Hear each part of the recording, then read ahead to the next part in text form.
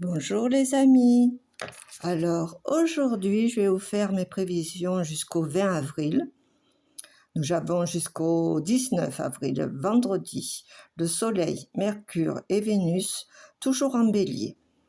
Très belle énergie pour les Béliers, les Lions, les Sagittaires, les Verseaux et les Gémeaux. Un mental assez modéré grâce à la rétrogradation, ce qui est pas mal pour le Bélier qui a toujours tendance à s'enflammer. La Vénus conquérante, qui aime sans mesure, entière et sans faux semblant.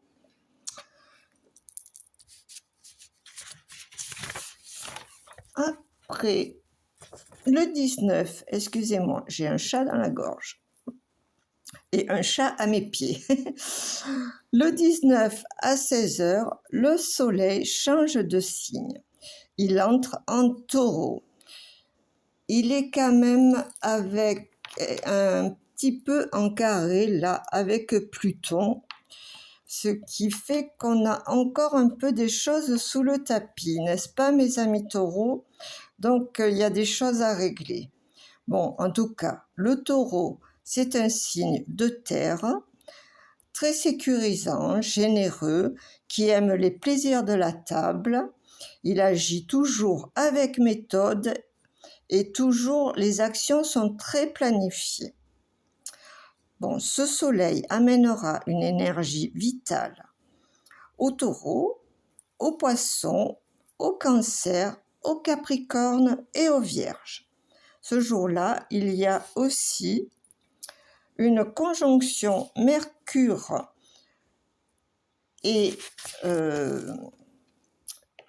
Neptune qui apportera au taureau, au capricorne, aux vierges, aux poissons et au cancer une dimension supérieure. On sentira mieux ce que les autres attendent de nous, nos idées seront fructueuses et nos créations aussi. Il y a aussi un sextile Mars-Jupiter qui va apporter aux poissons, aux cancers, aux scorpions, aux taureaux et aux capricornes une belle victoire sur les adversaires et une prise de décision rapide. Soyons fous, risquons.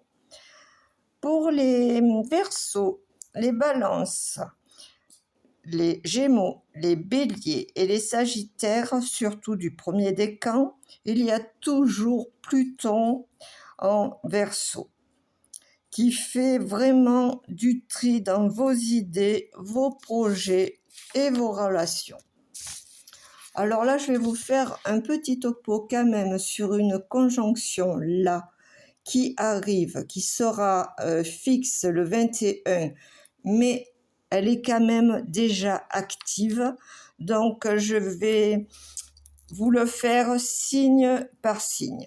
C'est très rare parce qu'en taureau, elle n'arrivera qu'une fois dans votre vie, car Uranus met 84 ans pour faire le tour du zodiaque.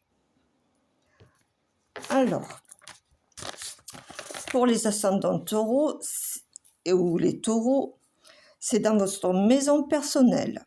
Alors, là, on vous demande de vous réaliser et la vie vous apportera des opportunités et de la chance. Alors, ouvrez l'œil, vraiment, c'est votre moment. Pour les béliers ou les ascendants béliers, ça se situe dans la maison 2. Donc là, c'est une bonne nouvelle financière. Pour les poissons, ça se situe dans la maison 3. Alors, il y aura du nouveau dans l'entourage. Pour les Verseaux et les ascendants Verseaux, chaque fois faites le parallèle, c'est plus vrai pour les ascendants, ça se situe en maison 4. Il y a du nouveau dans la maison du foyer, de la famille, un déménagement ou un problème avec les enfants, enfin, c'est la maison 4. Après, pour les Capricornes, c'est en maison 5. Alors là, il y a un coup de cœur, c'est la maison du sentiment. C'est assez rare chez les Capricornes, mais le destin s'en mêle. Pour les ascendants Sagittaires, c'est en maison 6. C'est un changement dans le quotidien, le travail, la santé. C'est la maison 6. Après, la maison 7, c'est pour les scorpions. Alors là, il y a une rencontre ou une rupture, mais en tout cas, dans cette maison, ça change. Les ascendants balance, c'est en maison 8. Alors là, il y a une crise à gérer. À maison 8, c'est une crise à gérer. Alors, soit avec le conjoint ou alors au niveau des finances, une question d'héritage ou la sexualité, tout ce qui représente la maison 8. Pour les ascendants vierges, c'est dans la maison 9. Là, on grimpe dans la situation. Une mission à l'étranger, on est félicité, c'est des honneurs. Les ascendants lion en maison 10, alors là, c'est les objectifs qui sont remis en question, surtout dans la carrière, la position sociale. Pour les cancers, les ascendants cancer, c'est dans la maison 11. L'amitié est favorisée.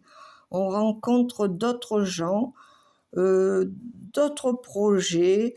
Il y a un renouveau dans cette maison. Pour les ascendants gémeaux, c'est dans la maison 12. Alors,